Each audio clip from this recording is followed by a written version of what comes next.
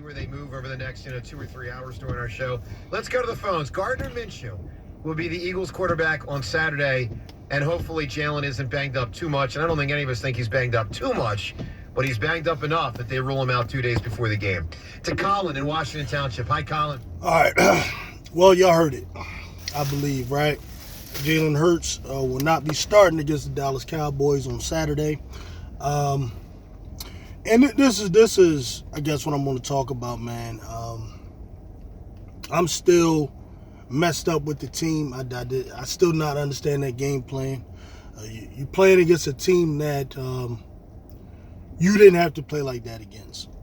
Like I said, I don't mind the dual threat nature of Jalen Hurts. It makes him, it's what separates him from most quarterbacks in the league. However, man, like, my thing is you save all that stuff for must-win situations. Like, I wouldn't mind against Dallas he run like that. I wouldn't mind in the playoffs that, if you run into a team like San Francisco who may match up well against your offensive weapons. Sometimes the quarterback got to be the difference to step out and do that. And I just hope this team learns from that, man. Like, some meaningless bullshit-ass game against the Bears that really you could win from the pocket, you don't have to do that. But I'm going to tell you what happened in that game. Re-watching it again, looking at all 22 information, and so on, what really happened. What happened is the Eagles went up against the Chicago Bears, and the Chicago Bears were showing them a lot of 7- and 8-man fronts, which means they're putting so many people in the box that it makes it typically harder to run the ball. So what the Eagles immediately did, because our coaching staff is very reactionary, they went and decided, okay, telling Jalen Hurts, okay, just pull and look for the wide receivers, which would be our advantage, which was true. However, what happens is if you are a defense that is planning to play against the Eagles, all you have to do then is disguise men in the box. Like, if I'm playing against the Eagles, and this is similar to what Tampa Bay did to us last year in the playoffs, give a look that the Eagles are not comfortable running against. They will predictably pull the ball and then drop those men into coverage at the last minute. And I'm telling you, that's what led to some of those interceptions that Jalen Hurts threw. It's similar to the game against the Tampa Bay last year. The Bears were showing a certain look. The Eagles immediately read, because it's such a read and reaction offense, that they pulled, and then the Bears dropped into coverage.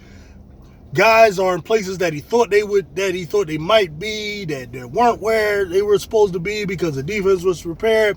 So then you throw some dumbass interceptions. That's what happened.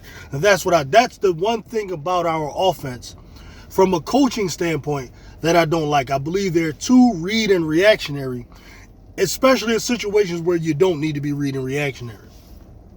Miles Sanders should have gotten the ball way more than he did. I believe he ended up with about 10 or 11 carries last week, which is bad. But my point was, his 5th carry came in the 4th quarter.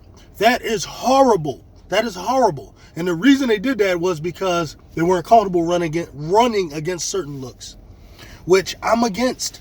I'm of the philosophy that I'm going to be a balanced offense regardless. That's always my goal.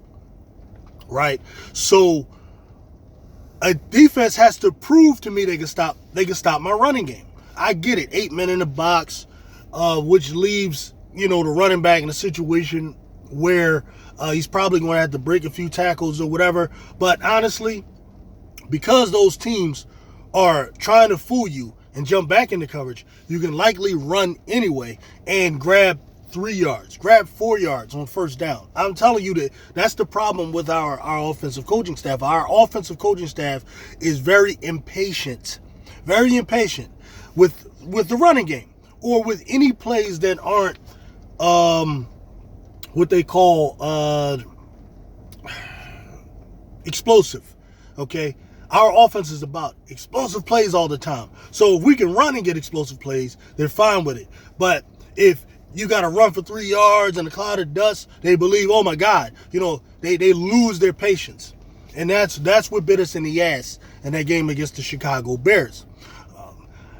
3 yards on first down, 2 yards on second down leaves you 3rd and 5. That's better than 3rd and 10 all day. That's better than 3rd and 12 in a situation where something goes wrong and you either fumble the snap or the quarterback gets sacked, right? So these are the little things these young guys have to learn. If you're talking about winning it all, you have to be willing to play whatever way it takes to win. One of the great things that I loved about Bill Belichick was Bill Belichick does not give a damn how he has to beat you. He's just coming to beat you. There have been times when the Patriots won Super Bowls, right, passing all over the field, if it's possible. Then there are times when they won the ball running more than passing, and whatever the hell it takes. That's the mentality we need to have. Now, don't get me wrong. I like our coaching staff. I like their ideas. I like that stuff. But there are certain situations I'm telling you that are gonna that scare me. And one of them is when you get into the playoffs and you play against a smart defensive coordinator like a DeMeco Ryans, who's able to recognize that you are a read and react type of offense. So what he's going to do is he's going to put 8 men in the box because he fears the Eagles' running game. So then the Eagles will immediately not run the ball against the 8-man box, thinking we're just going to bomb this team out. And then at the last minute, he'll just drop them back into coverage. And now it's a different type of coverage than what was expected initially. That's what a smart defensive coordinator would do. And this is what kind of scares me. All right, now on to this game against the Cowboys. Can we still win it? Sure, why not? Like, we go in there and execute. We run the ball. Obviously, there won't be as many RPOs with Gardener Minshew because the Cowboys are not going to bite on that unless they're retarded. So we need our offensive line to really step up, which I think they will. We need all of our players to really be on point. We need Devontae running sharp routes. We need AJ winning his competition against whoever is going to be on him. And I'm expecting it to be a good game. Who I picked to win? I mean, I guess Dallas should win, right? I mean, if Dallas is worth anything, you're at home, national stage, playing against a backup quarterback, Gardener Minshew, who's about like 5'10", right? And he's not Drew Brees' arm, right? So Dallas should win, right? Because if you lose, we're going to kill your ass, right? The only thing you could try to say is, well, see, it's the system instead of Jalen Hurts. Now, the good thing about a fan like me is I don't give a damn what it is. I'm just coming to whip your ass, right? So there it is, man. Jalen Hurts not playing. I'm still pissed off about that game plan last week against the Bears. I believe him being hurt is completely unnecessary. He probably won't win MVP now because that's just the way they are. They look for any fucking reason not to give it to him. So there goes that. And, well, at least the prize, the Super Bowl, is still possible.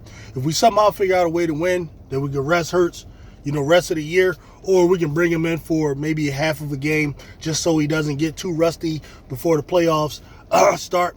Well, there it is, guys. I hope you all who celebrate holidays have a good time or whatever. Hey, man, see y'all next time, man. Peace.